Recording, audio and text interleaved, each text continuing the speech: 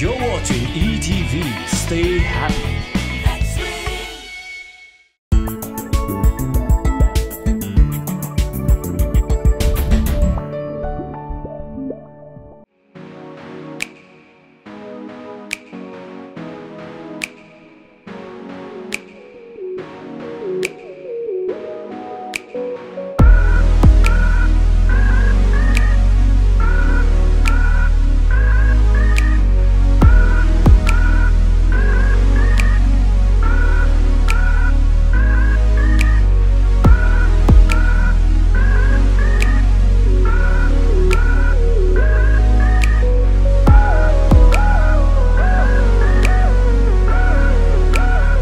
Having the quality of fashion, lifestyle, vlogging and being an influencer. All this in one persona is the biggest challenge for an individual. Today's guest in Itchya at Work is that personality who has all these assets. Right now he is in Nepal for his work. Recently he completed his event in Pokhara and Kathmandu. He believes that the generation is being more smart in every sense. So every individual should grow up according to the scenario. Alright ladies and gentlemen, let's welcome Mr. Rehan Shrestha and let's know him more closer.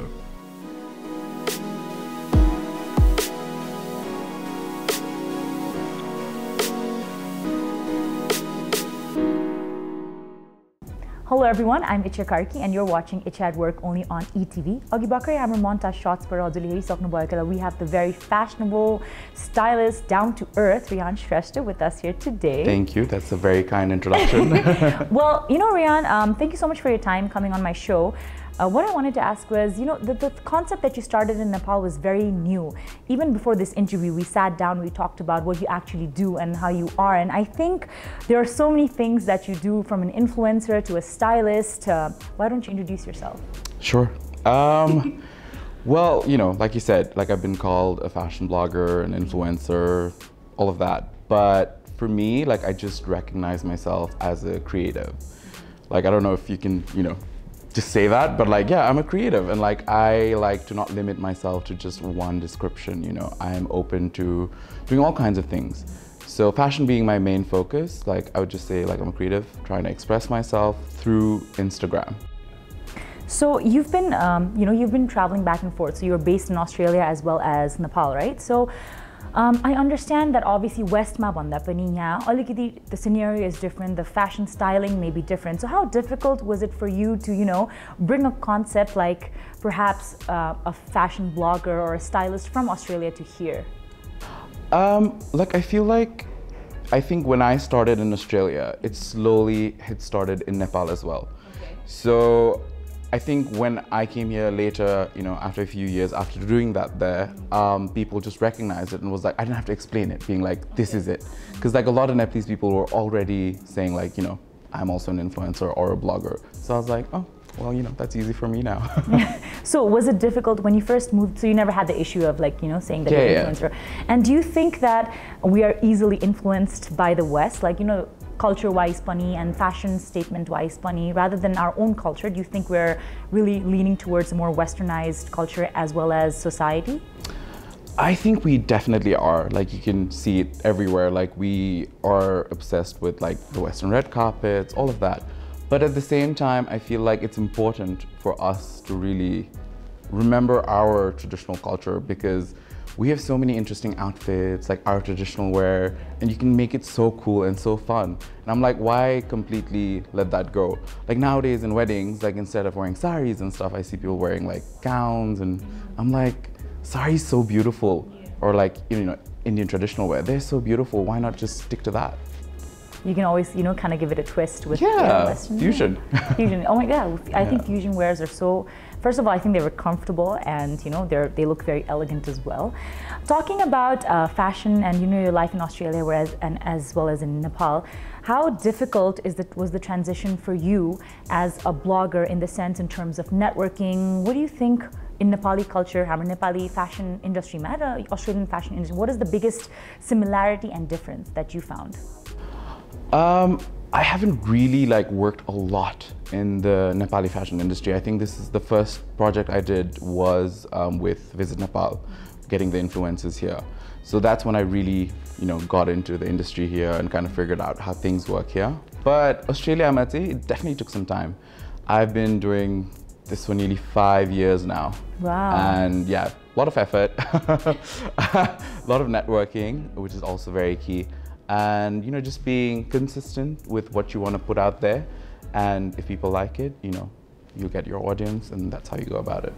Interesting. So do you think that it's easier to make your mark in Nepal because of networking and how small the country really is? And talking about the city, everybody knows everybody, right? So you'll have some networking. So do you think it's easier to do this in Nepal as compared to Australia? I think that's the charm of Nepal, If you have a strong network, you can really do a lot of things.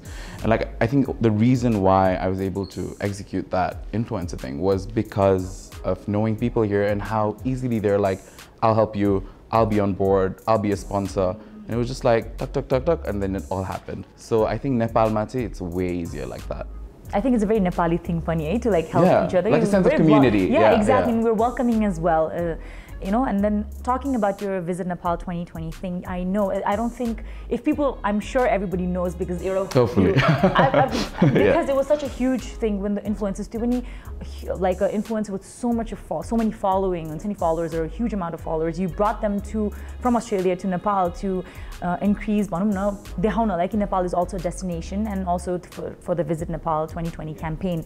I understand that government or very supportive there are always instances, and obviously in your case I'm sure they have been very supportive, but still do you have your hurdles. Yeah, we have our hurdles. Yeah. Do you think as a Nepali citizen also, and also from the government, do you think we could have done something better for the influencers who visited Nepal? I feel like we did our best to show Nepal the best way possible, but definitely with making things go smoother and faster and easier. We're always more than welcome to take that and make it easier, but Sanna Sanna obviously unsa. And I think anywhere you do it, a project of this magnitude, Sanna Sanna issues unsa, but that's part of it, I saw the magazine photos, I saw their photos on their social media handles. It looks so beautiful and you executed it so well. So can you tell me how this all came about? How did it even start? How was it executed? How was your result? Did you get what you expected? So I've seen so many tourism boards do these kind of projects with influencers. And when I heard of Visit Nepal 2020, I was like, you know what, why not we do the same? And I kind of proposed this idea to the national coordinator, and surprisingly they were very positive about it. They're like, you know what, let's give it a go. Because Nepal ma testo influencer lai ल्याएर उ गर्ने, that's not there yet, I think. Exactly. So once they showed interest and we started going on with the communications, both sides with the influencers, with the tourism board and Visit Nepal team. But it slowly started showing formation of how it can happen. I think most importantly, Hamro sponsors, like Kathmandu Marriott, Namaste Beer, all of these guys, they were so happy to, make this happen. So, I think it took about 4 to 5 months, for it to all, So when they finally came here, I was like, oh my God, it's happening. Yeah. So when they came here, did they stay at your place, or how does it work? Did you have hospitality partners? Or? Yeah, so Marriott, Kathmandu Marriott was the main hospitality partner. Yeah, so they were so nice to host us for nearly 6 days. Wow. Uta Pokrama, Namaste Beer took care of everything, and Buddha Air. So we had Chitwan Makasara, all of them. They were all please, let's work together, Bandita. And that is really nice for everybody to come and join together and help for Visit Nepal 2020. And I was just a little bit off topic, and I just wanted to get your opinion about this also. How I actually read this post on Facebook, how people were saying, okay, we are promoting tourism and saying Visit Nepal 2020, but the government citizens or proper, even for the tourists, they don't even have proper toilets during the trip or that kind of stuff. And the influences that you brought from Australia, did they get to see that part of Nepal? Did they have any complaints what is wrong? Why aren't there proper toilets or that kind of stuff? So when we were in the Chitwan airport, our flight got delayed for nearly 4 hours. Okay. So we were there, and like, you know, they got to experience the Nepali patience. And I think, you know, a few of them did struggle with the bathrooms, but hey, we managed. And I think it's part and parcel of Nepal. You know, it makes it an experience, because not only hamro, the niceness, we have the luxury, we have the different tourist spots, but at the same time, like, we have all these little fun glitches that, you know, kind of helps you just experience it better. Yeah. That's a nice way of putting it, fun glitches, you know, I mean, that's really nice, because, you know, I think that Nepal is such a beautiful country, and then, you know, just a little bit maintenance, it could have been so much better. But, you know, with Visit Nepal, they're doing a few, like, projects and trying to improve it, which people don't know about, like, really, like, staying with the team and discussing all of this. I've gotten to know, like, you know, they are putting an effort, like, you know, just though I think the other day there was one of the Goodwill ambassadors who were installing bathrooms in Pashupati, like bio bathrooms. Okay. So stuff like that, like, we don't hear about it in the media, we just hear the negative aspects of Visit Nepal, yo bhoina, tyo bhoina bhanera. But we should also appreciate other things that's happening, yeah. That's really nice, and that you're such a positive person. I knew that when I first met you. So, talking about fashion, I know you're really into fashion, and I can see you're very, very fashionable. Thank you. So if you had to give one fashion advice to, like, Nepal boy, when you look around, you probably see a lot of, you know, fashion disasters. So what's that one thing you want to, like, tell people of Nepal, like, maybe to improve, like, that you have seen, that the common mistakes, one of the fashion mistakes are? On the contrary, like, I always think Nepali people put an effort. I think I told you once when we were talking, like, you know, Baira, like, sometimes people take it easy, they'll wear their chappals, and, you know, like, they'll just, so in Nepal, when people go out, even just for work or just general, you know, day to day, like, they put an effort, like, they look trendy, and with whatever means they have with shops, hamro brands, but at the same time, we make it work, which I love. So I think it's actually a positive. So I think I would say Nepal people should keep on doing that, you know, so what's the effort. What's the one thing that they shouldn't be doing? Like, I'm sure you've seen some fashion disasters. What's the one thing you see very common? One thing I really see, which is, like, super common amongst, like, Nepali men, is that there's this combination of like a puffer jacket or shirt and then those formal pants, and everybody wears it. Like, it's like a outfit, you know, like the day to, you know, and I'm just like, why? There's so many ways you can. Especially when they're going to office, right? It's office wear, yeah. So when you're in the car and you see other people going to work and stuff, you're just like, it's this uniformity, sabbaijanako same huncha jaile pani. Like, experiment. I think one thing with Nepali men is they're scared to experiment with fashion. I don't know if it's like a masculinity thing, I don't know what it is, but wear what you want. Don't be apologetic about it. Wear it, and people will, like, you know, if they like it, they like it. If they don't, at least you're happy. That's true. That is really true. And then, you know, I've even seen this trend that, oh, men, they shouldn't wear, like, pink. You know, it's really weird to me, but some people even consider that, oh, pink should only be worn by women. Women, yeah.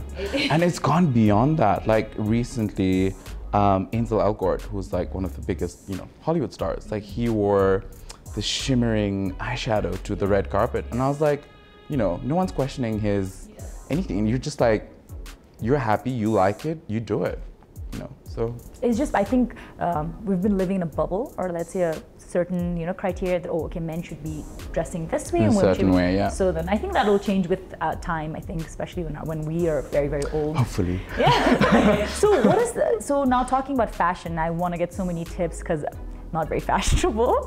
So talking come on, we know you are. No. So talking about fashion, so tell me, what's the current trends do you think that will follow in 2020? I think my favorite trend right now, I think after Timothée Chalamet did that harness with the, you know, the shimmery Louis Vuitton harness he wore to a red carpet.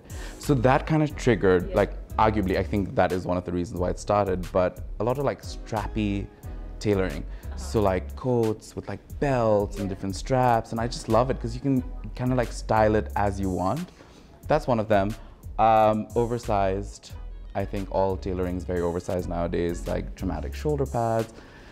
I'm into that as well. And, like, little things, like, I think winter maile, like big scarves, you know, really dramatically long, bright colors. These little things that can make a big statement. So, and talking about fashion styles, what's the 3 things one should always have, whether it's male or whether you're female or male or otherwise? What's the 3 things you should always have? I think a power suit, like a simple power suit that just, you know, when you wear it, you're like, yeah, I'm the boss. I'm the boss.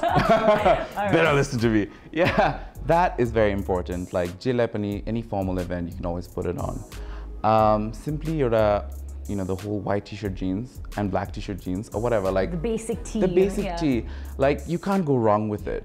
And I think more than anything, it's fitting. People don't, you know, put enough effort with fitting. So just something that fits you well, you know, you look good. Okay. So, and talking about, you know, the term being used, influencer, what do you think about that? I've seen a lot of people like, you know, the whole concept is changing where people are like, what is your job here? What is your profession? I'm an influencer. So, you know, me, being in the media also, I never understood it quite well. I don't understand the term really well. So for a person who's been doing the social media thing for such a long time, can you tell me more about this concept, whole idea, where it comes from? How does it affect, you know, in Nepal, do you see any potential for this? I struggle with the term myself because influencer bhanasate, you're supposed to be influencing someone, you know, but like, who are we influencing? It's such a, you know, are people, you know, following you for, you know, recommendations? They just like your aesthetic. It can be so many things. So, like, I think Nepal ma scope cha, and I think a lot of people have been saying they're influencers, like, you know, and why not? If they feel like they're influencing someone, you can call yourself an influencer. But Mote, I don't see it that way. I just see it like, you know, this is what I'm putting forward. Like, you know, with the whole influencing thing, what comes is collaborations with brands, events. So, when I choose my work, what I do is I do it with people who I would generally want to work with or want to wear. So my audience, they're following me for that very specific reason, for my own personal style. So instead of going in a direction where they're going to look at my picture and be like, oh, this is not really him, I just stick to things that is like, you know, when they see it, they're like, oh, this is so Rehan. Yeah. And then you know, to remain authentic, that's important. I think authenticity is very important when you're talking about influencer and influencing, because you yourself have a huge amount of influencing. Almost 20,000 people follow you. So when you know that amount of people follow you, what do you think? Do you feel like you have a responsibility towards the society in a way that okay, मैले यो कुरा चाहिँ भन्नु पर्छ or यो कुरा चाहिँ भन्नु हुँदैन, and certain things you might feel a certain way about something, but you cannot say it just because you know you are an influencer. Do you ever have to feel you face these kind of problems? I never like to hold back. If I want to speak about, say, a social issue or anything that's happening very currently, like I will say my view. If people do have a problem with me, there is that unfollow option for you. You know, like I'm not forcing anyone to say like, Malai Suna, you have to agree with what I'm saying, but I'm not gonna shy away from what I want to say. So I'll definitely like just, you know, I read something and I think like, oh, this is doing well, I'll just post about it. So Rehan, what are your future plans? You said you are a fashion blogger, you're an influencer, a creative person. So what is your future plans? Do you want to stay in Nepal? You'll be based in Australia? So right now, in a few months' time, I'm heading back. I'm planning to do my master's. Actually, maybe in fashion designing. I'm not. Yeah. So I'm like, I kind of want to get into the whole fashion design field and maybe see myself as a designer in the future. But that's just, you know, a thought. I think you should, because the moment I saw you, I was like, oh my God, tell me some tips. Please help me out. Well, I've started designing a few pieces myself, just for me. But I want to do it in a, you know, like a bigger scale. Yeah. So when you do become a fashion designer, do you think you're going to focus on men's clothing or women's clothing? Men's, definitely. Yeah. Oh, okay. Because I feel like, you know, I don't have enough knowledge to, yeah. Like with men's, like this is what you know, it's something I wear every day. Like I'll have more, you know, interest in it. Perhaps you can make something unisex, like for both. Of course, because like nowadays that's such a trend. I'm indirectly asking you to make but no, who knows? Who knows? You know, yeah, once I like get more skills and learn it, and learn the thing. I don't think there is there's no such thing as unisex clothing in Nepal yet. China, I don't think so. Yeah. That would be a really cool thing to see. Why not? Why not? Right? Yeah. So thank you so much for your time, Rehan. But before we leave, I just wanted to ask you if you want to say something to our audience, to your followers, anything you have on your mind, that would be great. I think just a quick thank you for if anyone who's following me, who's following my journey through Instagram, like a huge thank you. It means a lot. I'd like to just say, like, you know, do whatever you want, be authentic, you do you, and, you know, don't be apologetic and try to, you know, create something for yourself. That's about it, yeah. Perfect. So guys, that was Rehan Shrestha, a fashion blogger, an influencer, a creative person. And if you are enjoying this episode and want to see more like these, do not forget to like, share, and subscribe ETV. And don't forget to watch Itchya at Work.